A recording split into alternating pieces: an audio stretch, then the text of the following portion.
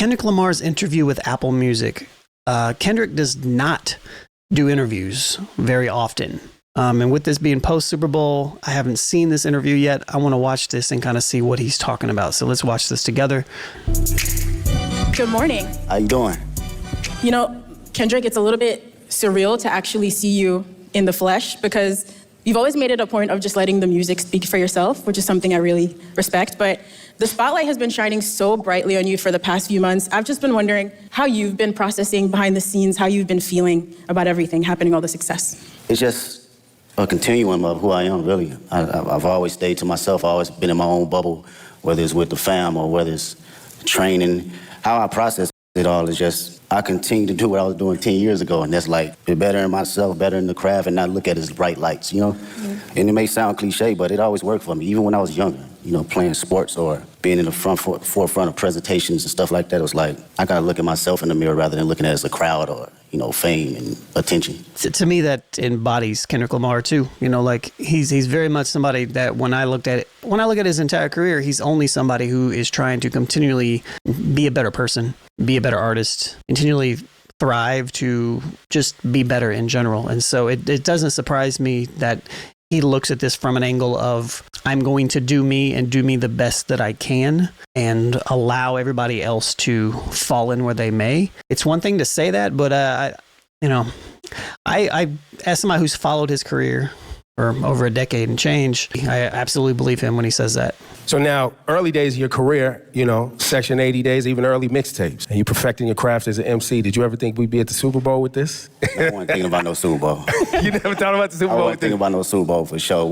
We was thinking about the best verse and how we gonna split this $5 at Church's Chicken or something like that. It wasn't no Super Bowl. Going to the studio and getting a meal. But I think, well, what I know is the passion I have now is still the passion I had then. And I think that carried on to the Super Bowl. So it was all about being present. As long as I was present in the studio and present in whatever that line was or whatever that mistake was, rapping or doing the hooks or choruses or whatnot, I was present in that moment. I felt that passion. I think being present and not actually foreseeing everything kept me in the grounded state of mind in order to be at, you know, big stages like this. I think we felt that presence and that focus in your work for the past 15 years. Like Ebro said, going all the way back to projects like Overly Dedicated. And so seeing you perform with Dr. Dre at the halftime show 3 years ago, we already felt like that was...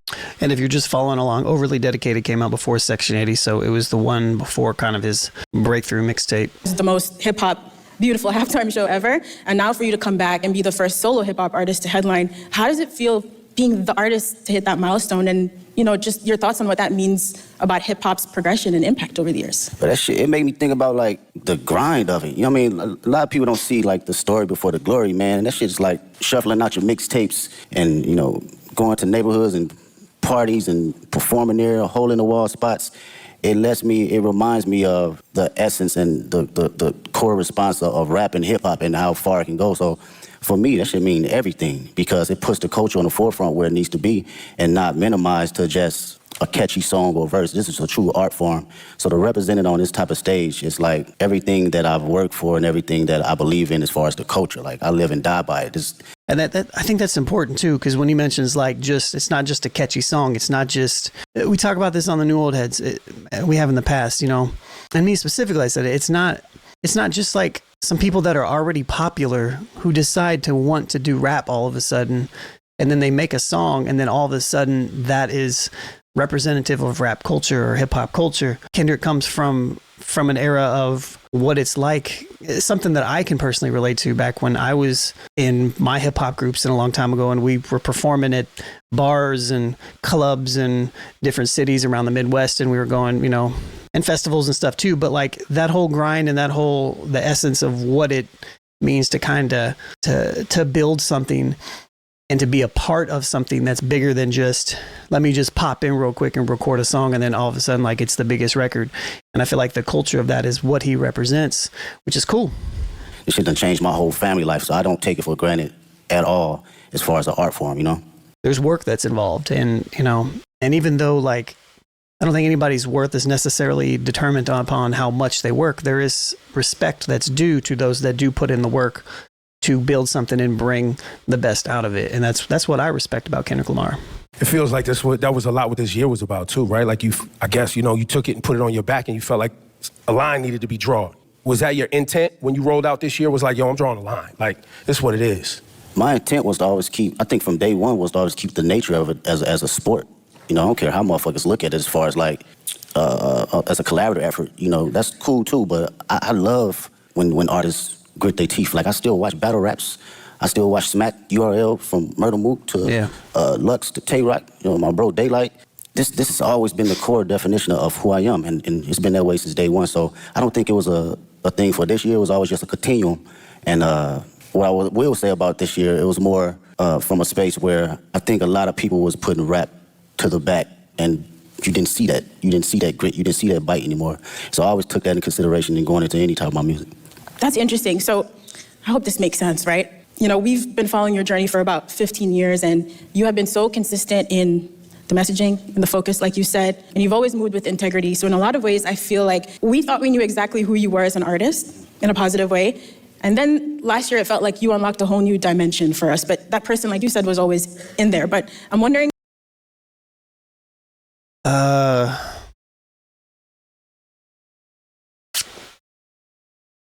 With all due respect, like if you've been a fan of Kendrick for 15 years, what new dimension did he unlock? He's always been this. Do you still surprise yourself sometimes? Did you surprise yourself last year, or was it just us, the fans, with our jaws on the floor?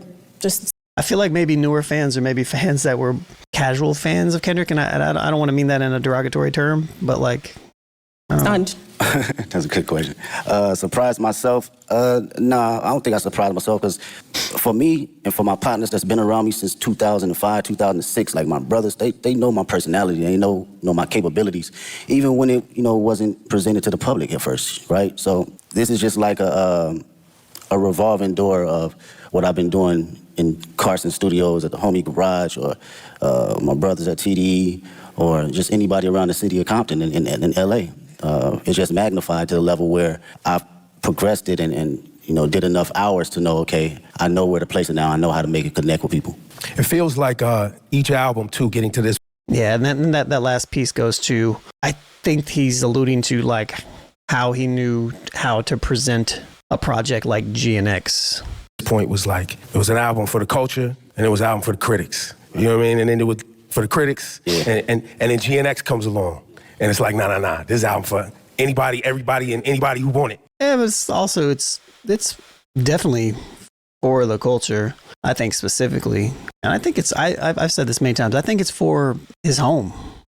At any time. And you brought that energy. And the energy you brought on GNX was an energy that I don't think was really happening in hip hop. Like, it's a Public Enemy level energy. It's a Ice Cube, America's Most Wanted energy. Sure. Like, it's a classic, you know, timeless energy. Talk about your headspace between Mr. Morale and this GNX. Yeah, no, that's great. Go back even further, man. Speaking on that energy, like this, my cousins was like DJ Quick, you know, and Dre, you know, these folks that my people was playing. So I always had that DNA. And you know, you heard that DNA a little bit on Good Kid, Mad City, but I wanted to tell my story first, right? Fast forward to GNX, I felt it was just a perfect time because not only the energy was lost, but it was the energy that was bubbling inside of me as well. I wanted to go back to the forefront of just the bite and just the grit of rap, just all raps and hard-ass beats. And that's like the basics for me. I thought about, damn, what I used to like when I was a kid. Hard raps, good beats, that's smacking, right?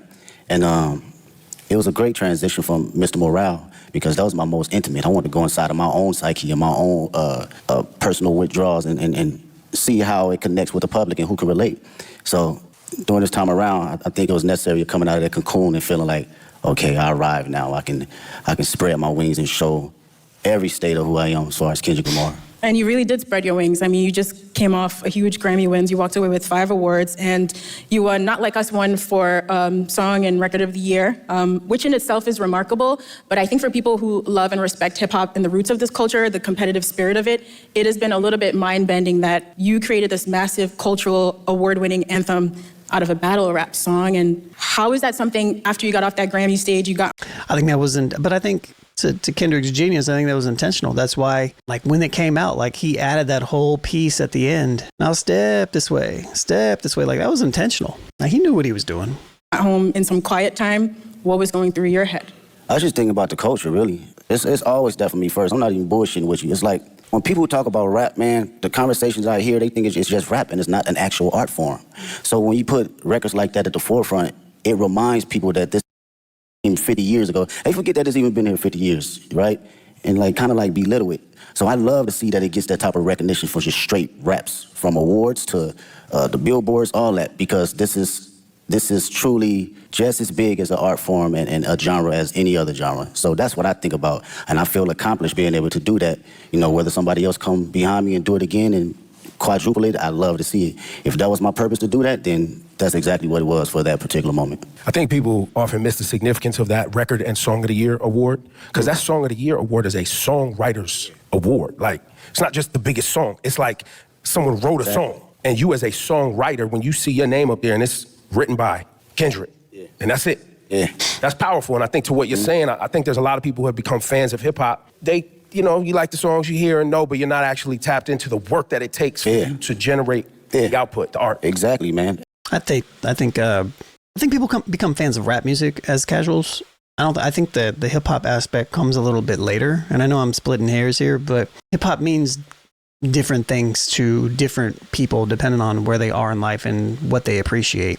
And if you're somebody that's new to appreciating rapping and beats and hip hop in this type of manner, I think it's going to take a while for you to appreciate some of the other stuff. As a writer, you know, and that's what I can appreciate the most. And knowing how much time I dedicated over the years in just trial and error, writing the most terrible shit to some of the greatest shit. You know, we all do it, from writer's block to figuring out how to find inspiration from the most non-popular aspects around me. So it's like knowing that trial and knowing what I put in as far as my thinking process and what it takes to get there, I do not look at it as a small like endeavor because it's a hit record. No, it's actually some writing in that shit. You know, whether it can. But there's always some writing in Kendrick stuff. Connect with you on a spiritual level, whether it connect with you on a comedic level, whether it connect with you just on a personal dynamic. It's still from a writer's point of view. Yeah, you are an incredible writer. There are songs on GNX like Reincarnated. I didn't know what to do with that song for the first few times I heard of it, just trying to figure out where you possibly came up with the inspiration for a record like that. It's like Tupac. When you're working on those songs, are you going through multiple versions until the right thing comes to you? It's hard to fathom, I guess is what I'm saying. Yeah, well, records like that, first I'll shout out to Tupac. That's the number one inspiration. That was always one of my favorite records from him and Outlaws. Well, records like that, it's always going into my mind of like, what if, right? And crafting out my what if ideas to the masses. So when I think about concepts and I think about what I actually believe and what I feel, I just go through a breakdown as if I'm reading a book, you know, and how I want people to hear this from a book sequence. So my initial process is, okay, how can I open them up to the story, and how can I drive them to the ending point to make them feel truly exactly what I'm trying to convey, whether they take their own perspective from it or they take mine. I just want you to feel it first. You know, the writing is there, and now it's up to me to perform it to where you can feel it. Yo, give it up for this guy, Kendrick Lamar. Y'all too quiet, man. This guy, you know, this guy he doesn't sit down and do this too often, so this is a very special conversation, and we appreciate you, bro. Yeah. I really do. And shout to SZA, too, because you guys are making history right now. Hell yeah. And you've seen her from her humble beginnings like she's seen you from your humble beginnings. You've watched her find success, and now y'all sharing the stage at the Super Bowl. Got this humongous tour that's rolling out next year. Talk about this moment in both of y'all's career. Have you guys had a chance to even see each other in this moment and be like, yo, like... We haven't even had a chance to crash out about it because everything's been moving fast, like far as production and rehearsals and stuff. So we speak, but we haven't really got a chance to settle into the moment. For me personally, watching her career and where she's come from, it's amazing to see. I get to finally see how certain individuals see me come up in the process because I've seen her. That's kind of what I was getting ready to say, is like very similar trajectories with a lot of the artists, especially TDE artists, but people that actually come from the culture, people that actually respect the culture of what it takes. Even though says as an R&B artist, but there's just something to be said about it matters a little bit more when there's a lot of work and a lot of grit involved in getting to where you are. It's just kind of what it is. Day one, coming in the studio and writing I'm just speaking from my own perspective. songs, throwing away songs, writing another song, throwing away songs, and songs is hard.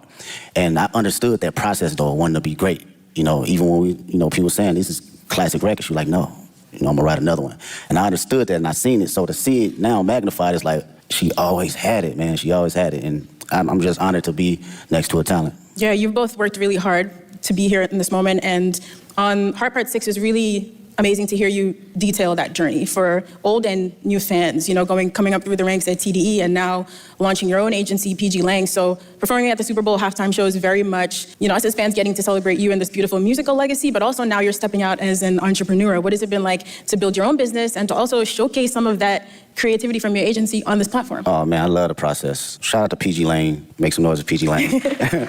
Yeah, that's my team, man. It's 30 incredible individuals, 5 extraordinary executives that work day in, day out to make sure we are doing something that will long live the culture.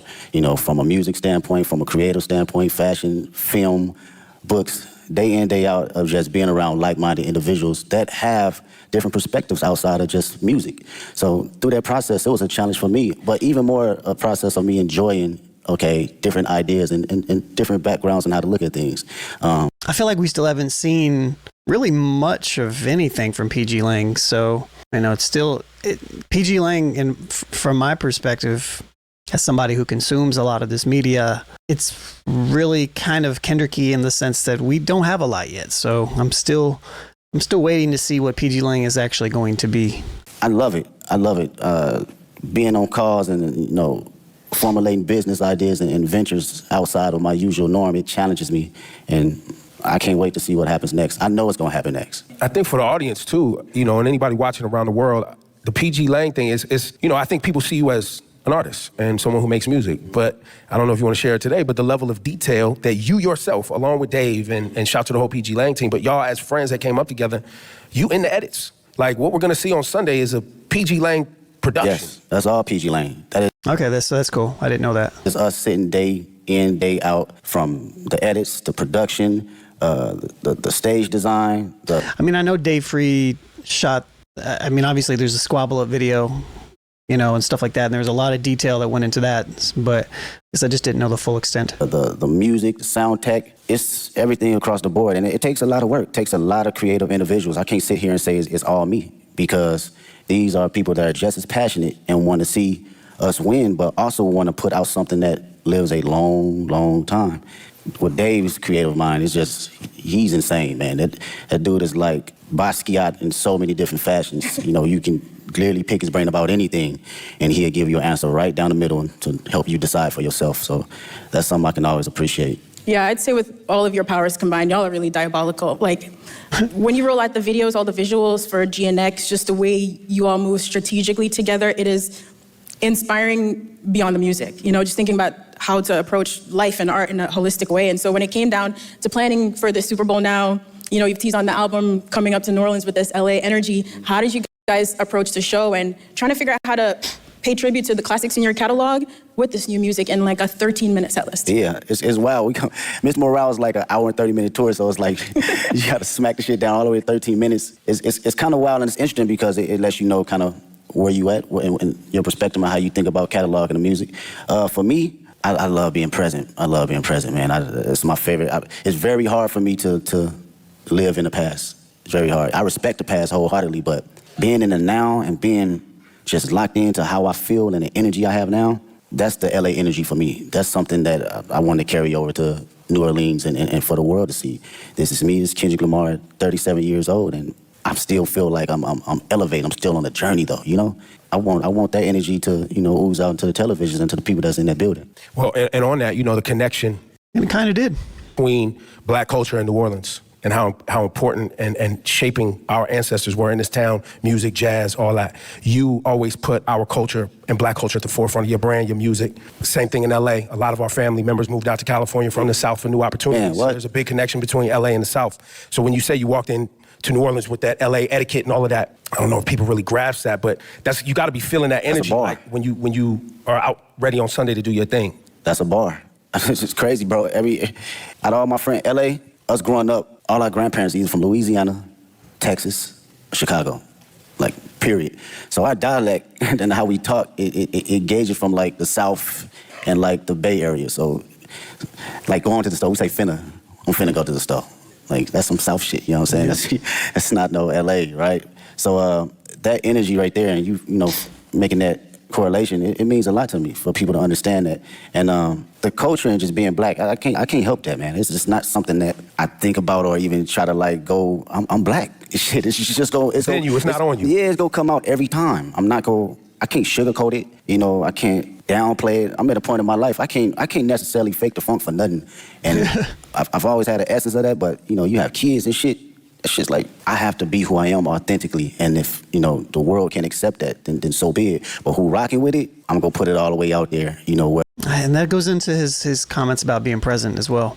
Whether it's in private or whether it's on the main stage. Yeah, I don't think a lot of people and a lot of artists stand in themselves as authentically as you have. And I think one of the questions we've all been wrestling with over the past few months watching you and the way you've moved is really, what is the role of an artist? And I think lots of people have very different definitions, but young Kendrick, again, back to Overly Dedicated and Section 80 mixtape Kendrick, and GNX Kendrick, Super Bowl, Grammys Kendrick, has your idea of what the role of an artist is, you as an artist, has that ever changed? I don't think I knew exactly what my role was early on. I had maybe clues of it, but now today I can truly say it's to express myself and express things that people can necessarily say on the daily and for them to actually relate to.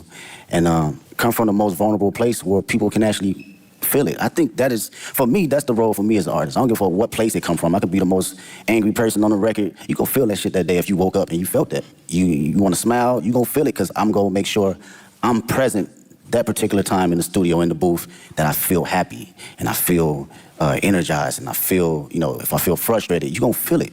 And to carry that as an inspiration for people that's listening that may not have a voice. You know, I've grew up with cats, still to this day can't have a conversation. The most meanest, aggressive individuals, but they can't even look you in the eye and express themselves the way they want to, so they resort to other things. And when I think about that, and I know that I have the tools necessary to communicate myself properly and effectively, I gotta do it for them. I gotta make records like Reincarnated. I gotta make records like Man in the Garden. I have to, because they feel that way, but they cannot project it. And when they hear somebody actually giving them affirmations, it allows them to speak more freely and be open, because again, I come from the same place they come from.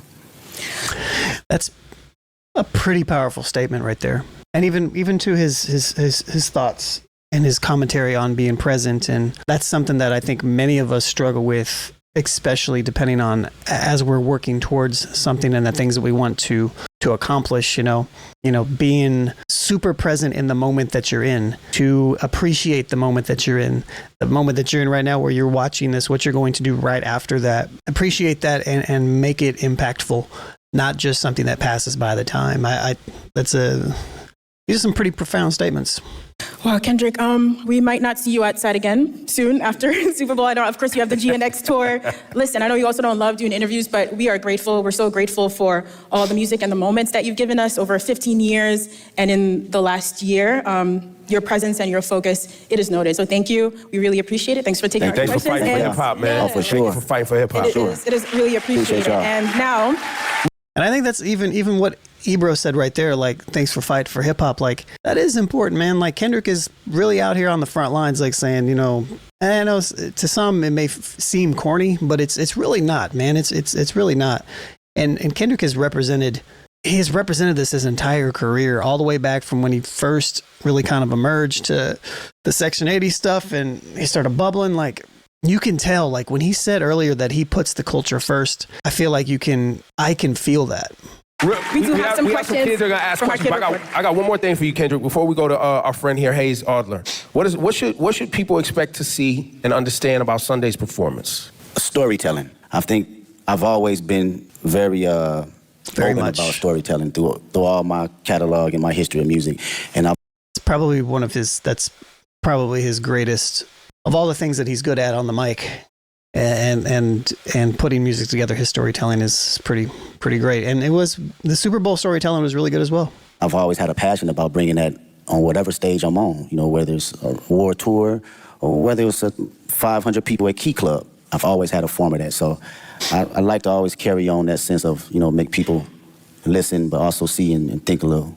I think this is going to be one of those performances where people are going to be digging up Easter eggs for I mean, years, that's the Kendrick years thing, to come. you know, right? Even when it's not an Easter egg, people gonna make one up, right, Ken? And that is heavily going around right now. This is 𝗕𝗥𝗪𝗡. He's got a question for you, What's up, Kendrick. man? Hi, Kendrick. What's going on? How do you prepare Hi, Kendrick. Hey, Drake. for such a big performance? Do you have a favorite way to stay healthy and active? Yeah, I do some laps, whether it's some sprints. If we talking about, let's go from, okay, on the physical level, I give you that. Maybe it's a 2-mile warm-up or a mile warm-up, maybe some push-ups, just to get the body movement. Sometimes you be out on that stage, man, you need some oil on your knees a little bit to get moving and get cranky. So physically, yeah, I'm just exercising the body, a little bit of stretching, a little bit of all that. On a mental level, I'm usually playing some Isley Brothers just to calm not my nerves, but calm my excitement and just give it a balance, you know? So that's my prep right before I go out. Thank you, Hayes. Thank you so much. To mine the excitement level, not the nerves. That's interesting. Because those come from two different places, but they do kind of, they affect you the same way when you're on the stage. And now Alvin Williams. How you doing, sir? What's up, Kendrick? What's up, man? I'm a little with Big Brother and Big Sister New Orleans. What has mentorship meant to you during the course of your career? And if you could thank your mentors for believing in you, what would you say? Oh, man, mentorship has been everything. To be around individuals that had experienced every little thing that, you know, you think that you're the first person to go through it with, it's a difficult task when you're a young individual because you're like, shit, you don't know what you're talking about.